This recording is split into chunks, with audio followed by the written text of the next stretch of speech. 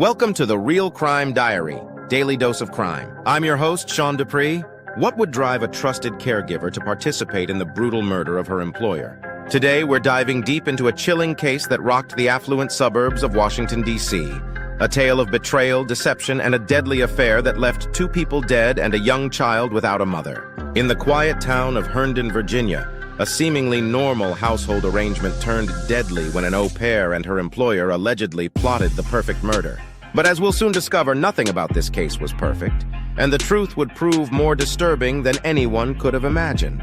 On the morning of February 24th, 2023, the peaceful suburban neighborhood of Herndon, Virginia was shattered by a series of frantic 911 calls. The caller was Juliana Perez Magalhães, a Brazilian au pair who seemed unable or unwilling to clearly communicate what was happening inside the large home on the quiet cul-de-sac. When police finally arrived at the scene, what they discovered was, in their own words, appalling. Inside the house, they found 2 victims: Christine Banfield, a 37-year-old pediatric nurse suffering from severe stab wounds to her upper body, and Joseph Ryan, a 38-year-old man who had been shot dead. Present at the scene were 3 others: Brendan Banfield, his 4-year-old daughter, and the au pair herself, all unharmed. The initial story seemed straightforward enough. Magalhães claimed she had left for the zoo with the young child that morning, only to return after forgetting their lunch. Upon seeing an unfamiliar car outside, she called the house.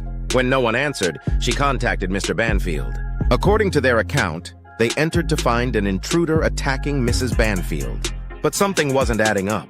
The police found no signs of forced entry, and 2 guns were recovered from the scene, details that would later prove crucial to unraveling what really happened in that house that morning. Think about it. What started as a typical February morning in an upscale Washington, D.C. suburb had transformed into a horrific crime scene. But as investigators would soon discover, the reality of what transpired was far more sinister than anyone could have imagined. At the center of this tragic tale is Brendan Banfield, a 39-year-old criminal investigator for the Internal Revenue Service. A federal agent, trusted public servant, and family man, at least on the surface. His wife, Christine, just 37 years old, worked as a pediatric nurse, dedicating her life to caring for children. Together, they lived what appeared to be the American dream in their spacious Herndon home with their 4-year-old daughter. Enter Juliana Perez Magalhães, the Brazilian au pair who joined the household in 2021. Hired through Culture Care Au Pair, one of the largest agencies in the country, she was meant to be a trusted caregiver for the Banfields' young daughter. Like many au pairs, she lived in the family home, becoming an integral part of their daily lives. But her role would evolve far beyond what anyone could have anticipated. The final player in this devastating story is Joseph Ryan, a 38-year-old man from Springfield, Virginia. Ryan, by all accounts, was simply looking for connection through the website FetLife, where he was open about his interests and activities. He had no idea that responding to what he thought was a legitimate profile would lead him into a carefully orchestrated trap. What makes this case particularly chilling is how these 4 lives became fatally intertwined. How did a professional relationship between an employer and au pair transform into something far more sinister? What led a federal investigator to allegedly orchestrate such an elaborate scheme? And how did an ordinary man seeking connection become an unwitting victim in this twisted plot? But beneath the surface of this seemingly normal household, a dark and dangerous relationship was developing. Prosecutors would later reveal that Brendan Banfield and Juliana Magalhães had been carrying on a months-long affair, conducting their relationship right under Christine Banfield's nose. The evidence of their involvement would become impossible to ignore when police returned to the Banfield home in October 2023 to arrest Magalhães. What they discovered spoke volumes about the true nature of their relationship. Magalhães had moved into the master bedroom, the very room where Christine had been stabbed to death.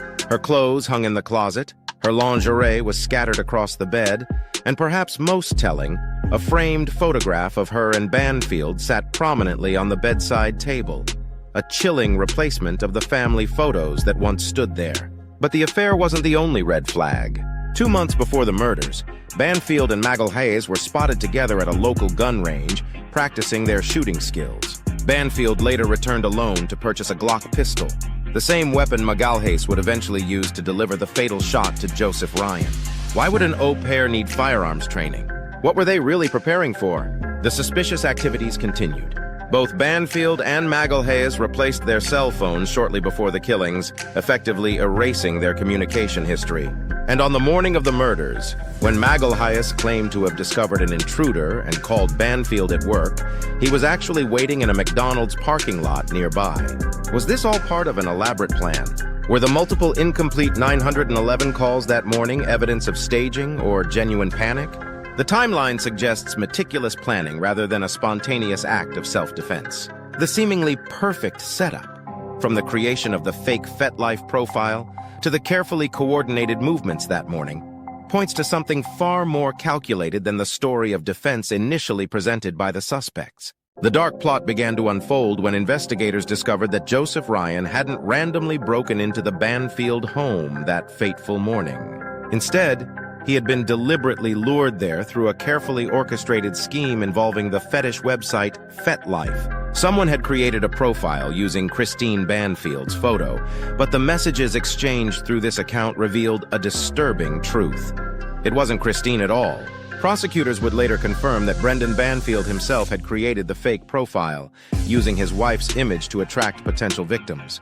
The messages exchanged with Ryan discussed plans for rough sex, but those who knew Christine well immediately recognized that the writing style and sexual interests described in these conversations were completely out of character for her. Deputy Commonwealth's attorney Eric Klingon would later emphasize that there was absolutely no evidence suggesting Christine had any interest in the kind of activities discussed in these messages. Ryan, who was open about his involvement on FetLife, had no reason to suspect he was walking into a trap. He arrived at the Banfield home believing he was meeting someone for a consensual encounter. Instead, he became an unwitting player in what prosecutors describe as a calculated murder plot. The lack of forced entry at the crime scene suddenly made perfect sense. Ryan had been invited in, believing he was there for an entirely different purpose. The staging of the crime scene would later prove crucial to unraveling the truth. Forensic experts discovered evidence that both victims' bodies had been moved after their fatal injuries. Ryan's arms had been deliberately positioned and smeared with Christine's blood, apparently in an attempt to create a scene that would support their story of self-defense. But like so many aspects of this elaborate scheme, the details just didn't add up. In a stunning development this September, prosecutors revealed key forensic evidence that led to Brendan Banfield's arrest, nearly a year after the deaths. This evidence proved crucial in demonstrating how the crime scene had been manipulated to support their initial story of self-defense. Meanwhile, Juliana Perez Magalhaes has taken a different path, accepting a plea deal that would significantly reduce her potential sentence. By pleading guilty to manslaughter instead of murder in Joseph Ryan's death, she's positioned herself to possibly walk free with time served. But there's a catch. This deal hinges entirely on her continued cooperation with authorities, suggesting she may hold vital information about what really happened that morning. But what makes this case particularly complex from a legal standpoint is the forensic timeline prosecutors have constructed. Evidence shows that both victims' injuries and positions tell a very different story than what was initially reported. The medical examiner's testimony revealed that Magalhaes delivered the fatal shot to Ryan's chest, while Banfield's shot struck Ryan in the head. Yet it's the sequence of events and the positioning of the bodies that has raised the most questions. Perhaps most damning is the evidence recovered from the replaced cell phones and the McDonald's parking lot surveillance, all pointing to a carefully orchestrated plan rather than a spontaneous act of self-defense. When Banfield faces trial in February, he'll be confronting aggravated murder charges for both deaths, and prosecutors have made it clear. They have methodically built their case, piece by piece, leaving little room for the original narrative of a home invasion gone wrong. How will this testimony impact Banfield's upcoming trial?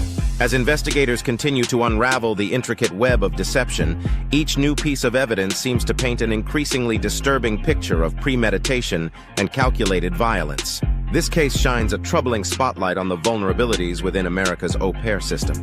While most families and au pairs forge positive professional relationships, the power dynamics at play create potential for exploitation that cannot be ignored.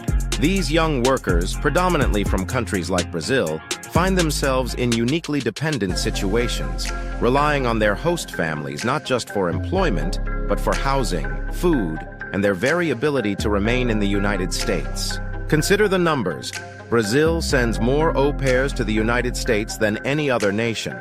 creating a significant population of young workers who often find themselves navigating complex household dynamics in isolation.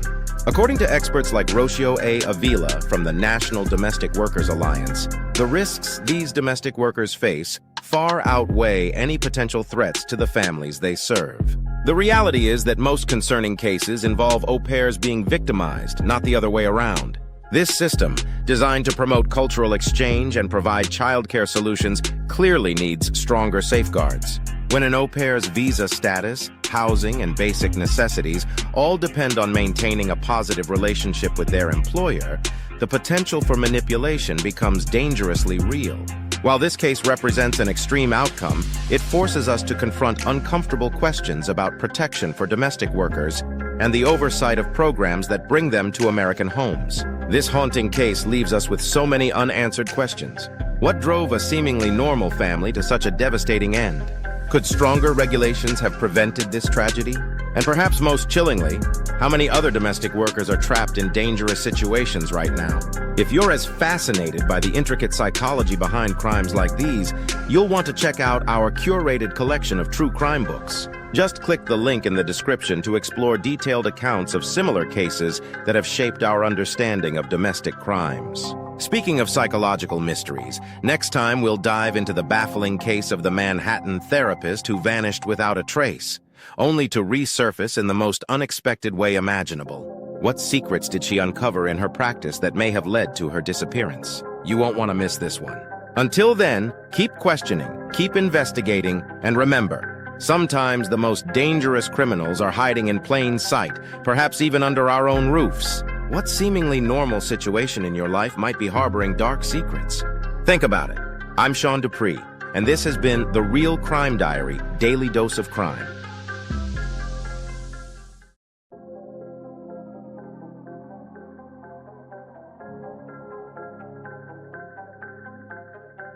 Hey listeners, welcome back to The Real Crime Diary.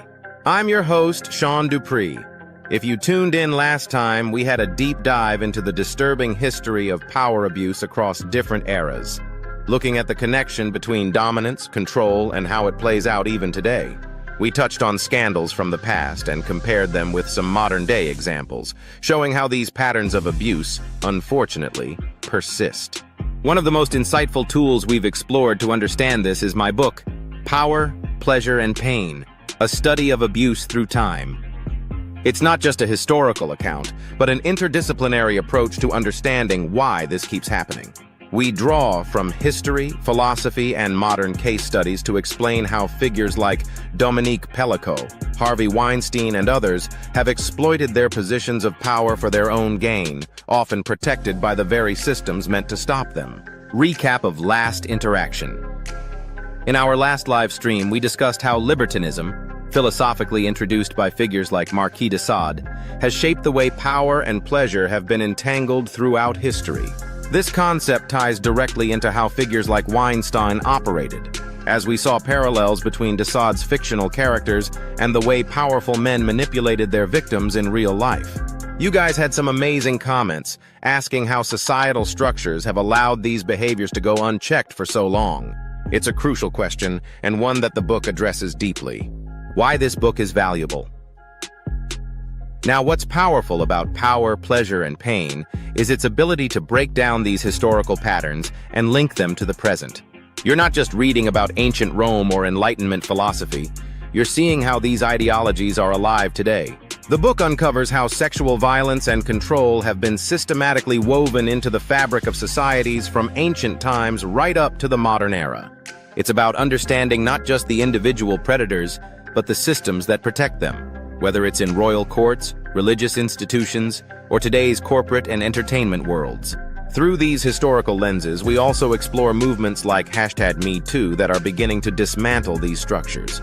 The fight for justice is far from over, but as the book demonstrates, we are in the midst of a cultural shift where legal reforms are finally addressing these long-standing issues. It's more than a history lesson. It's a guide to understanding and supporting change today. What's next? If you want to dive deeper, I suggest picking up Power, Pleasure, and Pain, a study of abuse through time. It's available now, and trust me, It will change the way you think about power, pleasure, and control. We've even got some exclusive content coming up on the channel where we'll be exploring the book's case studies in even more detail, so stay tuned for that. And if you haven't yet, make sure you subscribe to The Real Crime Diary so you don't miss any updates. Let's keep this conversation going, because understanding the past is key to changing the future.